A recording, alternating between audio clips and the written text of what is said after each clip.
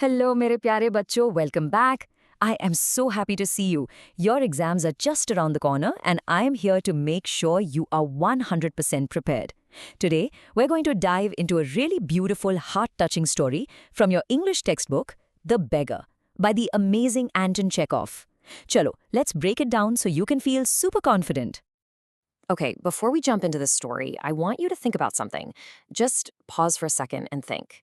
When you see someone who needs help, what's the best way to do it? Is just giving them some money the only way, or is there something more, something better? Keep this question in your mind, okay? Because our story today explores this very idea in a really powerful way. So, our story begins on a cold street, and it's here that we see two men from completely different worlds meet by chance.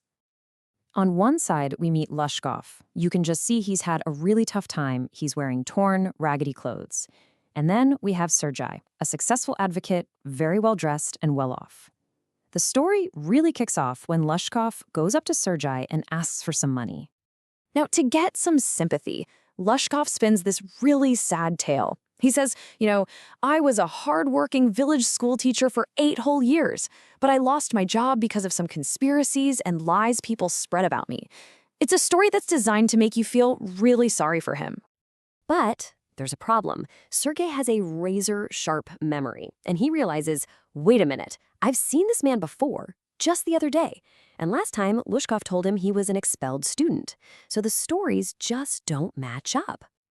He's caught, totally cornered. So Lushkoff finally tells the truth. He wasn't a teacher, he wasn't a student, he used to sing in a choir, but he was fired because of his drinking problem.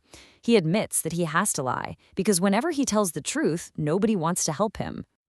Now this is where things get really interesting. This is the big turning point.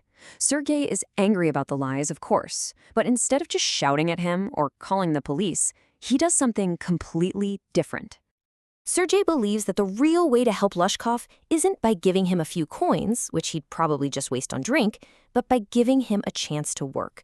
So right then and there, he offers him a job, to come to his house and chop some wood. Now, pay attention to Lushkoff's reaction. Does he want to work? Not at all. He's weak, he's unhealthy, and he has absolutely no energy for a tough job like chopping wood. But because of his pride and the shame of being caught in a lie, he feels he can't say no. He's totally trapped by his own words, and so he reluctantly agrees to go with Sergei. So, Lushkoff goes to Sergei's house to chop wood. But what really happens in that woodshed? This is where our story introduces a third character. And trust me, she is very, very important.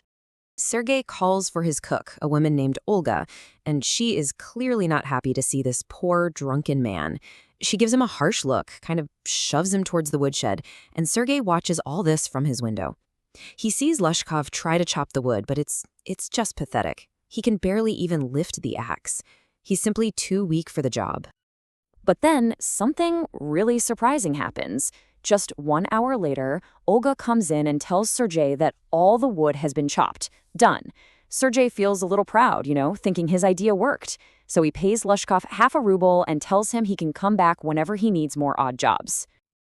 Okay, now let's fast forward 2 whole years. Sergei meets Lushkoff again. And believe me, he's a completely changed man. And this is where we finally learn the secret of who really truly transformed his life.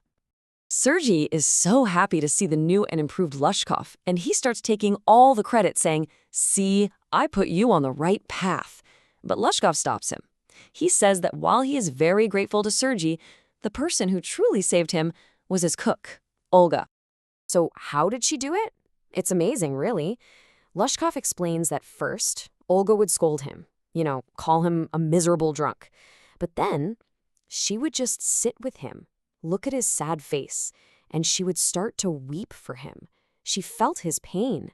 And then she did the most unbelievable thing. Seeing how weak he was, she chopped every single piece of wood for him herself. Every single time. And this, my dear students, this is the real heart of the story. It wasn't Sergei's lectures or even Olga's scolding that changed him. It was her selfless action, her noble deed of doing his work for him without asking for any credit, and the genuine compassion she showed. This incredible kindness is what finally broke through his hopelessness and touched his heart, giving him the real strength to change. And wow, what a transformation it was. Olga's compassion didn't just help him a little bit, it completely turned his life around. Just look at this. The change is just mind-blowing. From a drunken beggar in tattered clothes, struggling to find his next meal, Lushkoff is now a respectable man, wearing a proper coat and earning an honest living. He proudly tells Sergei that he is now a notary, and he earns 35 rubles a month. That's a huge deal. It shows that he's now a responsible, hard-working member of society. All thanks to Olga. Okay, bachcho. Now for the part you've been waiting for. Let's get you ready to score full marks. We're going to tackle some very important exam questions from this chapter. Ready? Let's do this.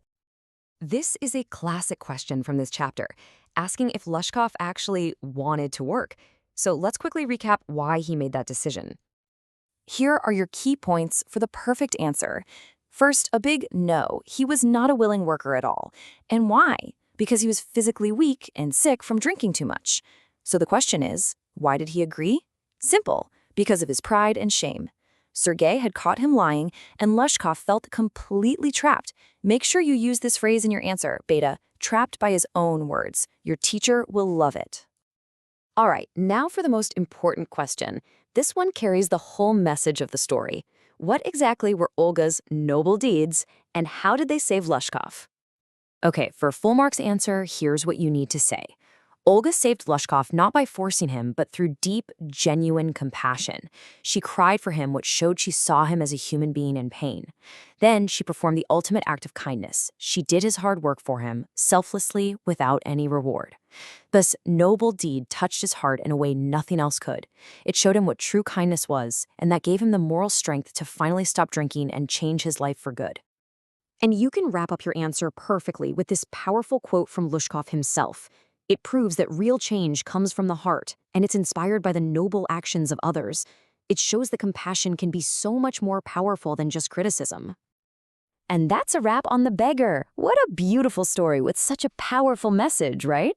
I really hope this summary helped you all. All the very, very best for your exams, everyone. Study hard, do well, and always remember the power of kindness. Don't forget to like this explainer, share it with your friends who might need it, and subscribe for more chapters. Let me know in the comments which chapter you want me to cover next. Bye for now, bacho!